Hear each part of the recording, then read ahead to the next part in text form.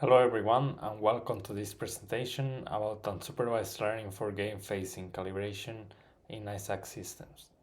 In this presentation, I would like to introduce you to the concepts of integrated sensing and communication and model-based learning. Then I'll give more details about the system that we consider and our proposed method. I will finalize my presentation with the main results and take-home messages.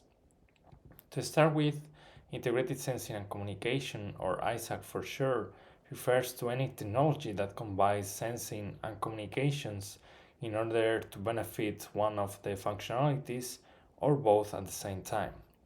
This brings new applications, for instance, for 6G, such as simultaneous mapping and localization, gesture recognition, among others.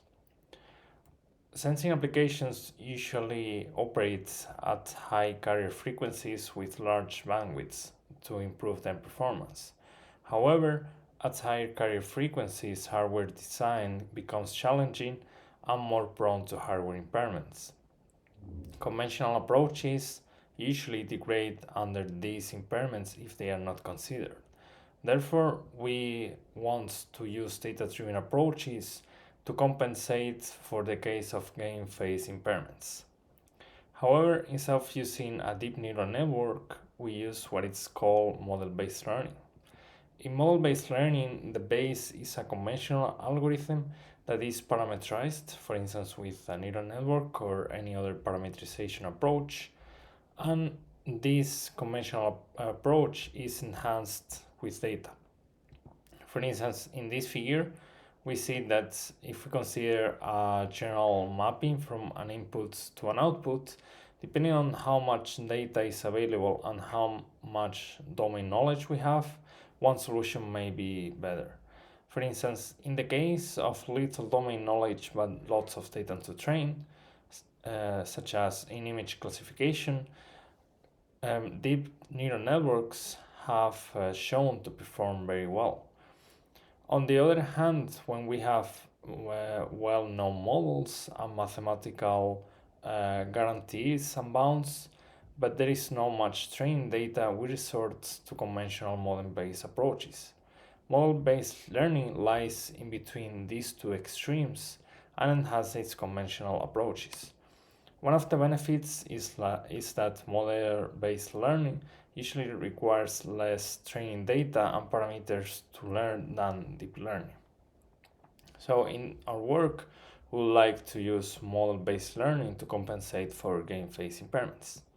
The system that we consider in this work is as follows. We consider an ISAC transceiver where in the same hardware platform, here represented in green, we consider a single antenna transmitter which transmits OFDM signals to communicate with a user equipment and to detect one target in the scenario.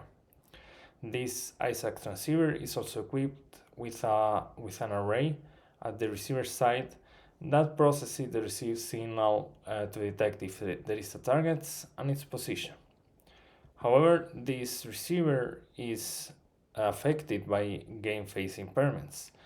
Therefore, the estimation of the targets might be wrong. If we represent the same figure in a block diagram, it will look something like this.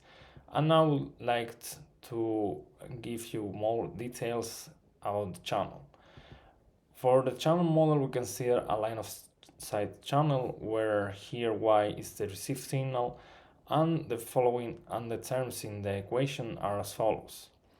Considering the same ISAC transceiver as before with one antenna element as transmitter and k antenna elements as receiver, in this case T represents whether there is a target present in the environment, gamma represents the received complex channel gain, the vector A is the steering vector that can actually steer the antenna energy into a particular angle theta here in this figure, where kappa represents also the game phase impairments for each particular antenna element. The vector B represents the phase shift that occurs across subcarriers due to the range of the target with respect to the ISAC transceiver. If the target is closer, then the phase shift is lower. X represents the transmitted symbols for communication purposes, and W represents the additive white Gaussian noise. About the receiver, conventional approaches process the received signal Y here, and in our case we consider that we compute the so-called angle delay map. Following the same notation as before, the angle delay map is a function that is computed like this. So it resembles an FFT once we consider the communication symbols. And as an example, this could be the angle delay map for the case where a target is present in the scenario. In this angle delay map, we see that there is a peak, and we can threshold this peak to detect whether there is a target or not present. If we think that there is a target, we can infer the range and the angle corresponding to that target. And this looks very well under the case where no impairments affect the receiver, or when the hardware impairments are known. However, if we introduce gain phase impairments, then the same angle delay map looks like that. So now our goal is to apply model-based learning in order to improve this map and being able to detect the targets correctly. And that leads us to our proposed method. So as we have seen in this presentation, we want to learn the impairments through received signals, so we don't want to use labeled data. So first of all, we compute the angle delay map, but we compute it for a fixed grid of angles and delays, theta and tau, in these equations.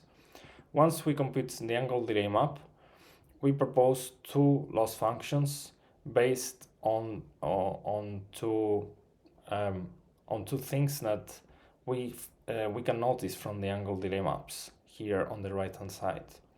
The first one is that if we consider that these two angle delay maps are normalized with respect to the case of known hardware impairments, in particular with respect to the maximum of this angle delay map, then we observe that the maximum of the angle delay map under unknown hardware impairments is lower.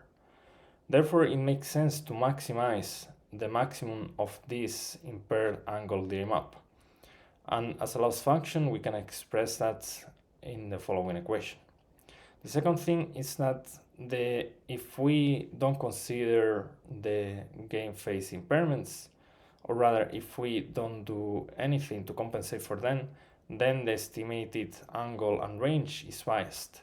For instance, in this angle delay map, the maximum of the angle delay map could be this peak, this smaller peak here, which doesn't correspond to the true position of the target. But still we can use this estimated range and angle, here delta tau and delta theta, in order to reconstruct a signal y tilde that we compare with the received signal that we collected. Hopefully, if we converge to a gain phase impairment vector that is close to the true one, this reconstructed signal will resemble this received signal y here. So our goal is to perform a stochastic gradient descent to find the optimal gain phase impairment vector that minimizes one of the two loss functions. In terms of the results of this work, we average over 100 realizations of the gain phase impairments, and we compare our model-based learning approach with a maximum a-posteriori ratio test. Before showing you any results, here in these plots, we are going to represent the misdetection probability and the position root mean square error in the y-axis, and on the x-axis, I will plot the false alarm probability. So for all metrics, the lower the better. For the results, I will plot four things. First of all, this ratio test under the case of known impairments. So this is the ideal case. And when the impairments are unknown. So this means that there are some impairments and we do nothing about them. Then I will also plot our model-based learning approaches for the two loss functions that we saw in this video. Plotting this is a reminder of the two loss functions, and plotting the results gives us these graphs. First of all, we notice that the ratio test under unknown impairments has much worse performance than all the other approaches, and that's because the game phase impairments have not been compensated for. On the other hand, we see that our two proposed model-based learning solutions, they have very close performance with respect to the ratio test under known impairments, which means that our two proposed loss functions, they can account for game phase impairments.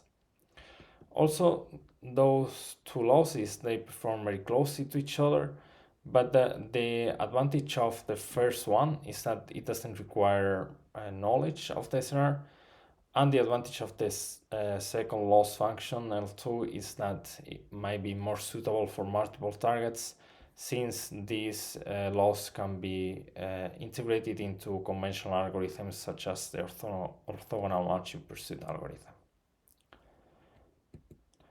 In terms of the conclusions, in this presentation we have seen that hardware impairments may affect ISAC systems in future wireless communication systems, and model-based learning is a technique that combines conventional approaches and deep learning to obtain the best of both worlds.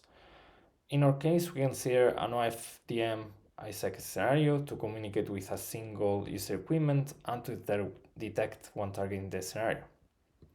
We also proposed two unsupervised loss functions that require no label data, and the results show that both loss functions successfully account for game phase impairments. So that's all for me. Thank you for watching.